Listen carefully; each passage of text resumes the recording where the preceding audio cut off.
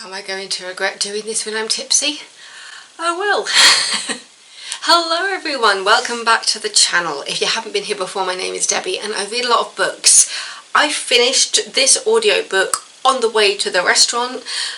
Today we've been celebrating my sister's birthday, which is in a couple of days, and yeah, so it does mean I've got a couple of glasses of Prosecco on board. Drink responsibly, people. I finished listening to this in the car on the way to the restaurant because I only had a couple of chapters left. I just thought I can do that. So it's The Villa by Ruth Kelly. That is your front cover. Let's get in with that blurb. A villa in paradise. It's destined to be the ultimate reality show. 10 contestants, a luxurious villa on a stunning private island. Every moment streamed live to a global audience who have unprecedented control over those competing for the cash prize. The journalist. Coerced by her callous editor to enter the show undercover, Laura is a journalist told to get the inside scoop on her fellow contestants. But once the games begin, she soon finds herself out of her depth and at the mercy of a ruthless producer, a woman willing to do anything to increase viewer numbers. Reality TV to die for. There is more to every contestant than meets the eye, including Laura. They all have secrets they'd like to keep buried, and the pressure in paradise quickly reaches boiling point. How far will the contestants go to secure audience votes? How far will Laura herself go? And would somebody really kill to win? So its duration is 10 hours and 8 minutes in crime, thriller, general, psychological, romance and contemporary fiction, and this ebook was released May 2023. I have actually read another book by Ruth Kelly, and that was The Escape. And that was a really good one that was kind of holding up a mirror to the general public and influencers, and this one is the general public and reality TV. Now, I say I don't watch reality TV, but I have my vices. I actually quite like watching the Kardashians. I have watched bits of like Big Brother when people I like are on them. But I'm not really one that watches like dating shows, that's just not for me. But this is very much kind of a combination of like Big Brother, dating shows like Love Island and things, so it feels like it taps into quite a few of the shows that people watch nowadays. It's kind of putting like a bit of a fresh twist on it, and the main character Laura, her chapters originally start off as just the journalist, and then it goes into the contestant once more information about her is brought out. And Laura goes in as, it's not Agnes, but it's like Agnes, one of those kind of older names. I'll admit from the very beginning when she started going into the villa, I was just there thinking, has anybody done any background checks? And then I realised that's actually quite a big thing going slightly more forwards. So I jumped the gun a little bit by thinking about the background checks that were done on people, because it does actually come back to all of the contestants involved, and it starts off as kind of like a dating type show where they've got, originally is it 4 or 5 of them women, and then they bring the men on to match them up, and then there's a couple of surprise contestants in there as well where they get some extra people turn up, which helps to turn everything on its head a bit. And throughout the show, it's all online. It's like you've got independent chapters of the producer being interviewed by the police, so you know something's gone terribly wrong, but you're not quite sure what, and it kind of becomes a bit of a mystery, and then you find out that possibly somebody was injured or died on the show, and that is why the producer is being interviewed, and the producer is so unlikable. The more I heard from the producer, the more I was just thinking, does this woman think that what she has done is the right thing? But she's there trying to defend herself against the police, and it's just like, well, this was your show.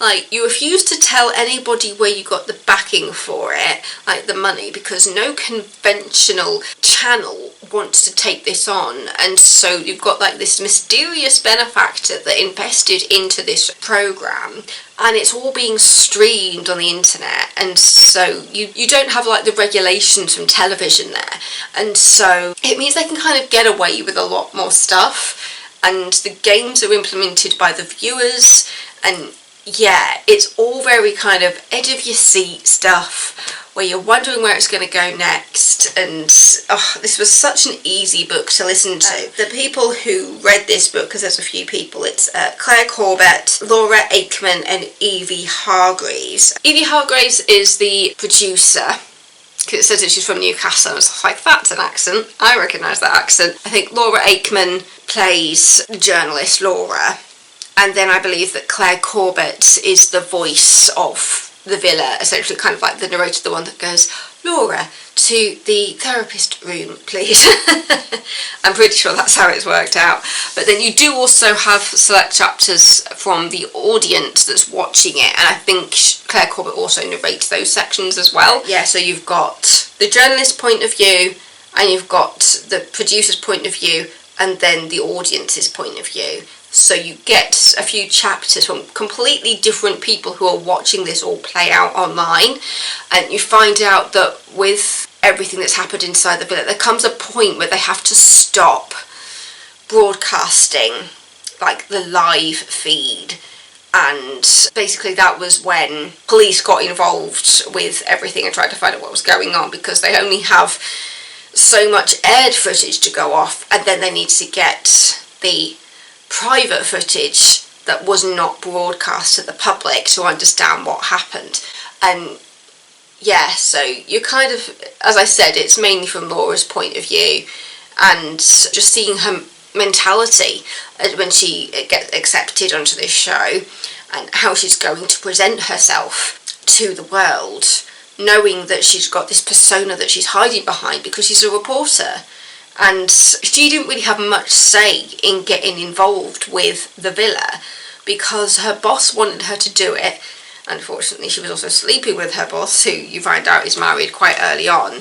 And so even Laura isn't the most likeable of people in the beginning.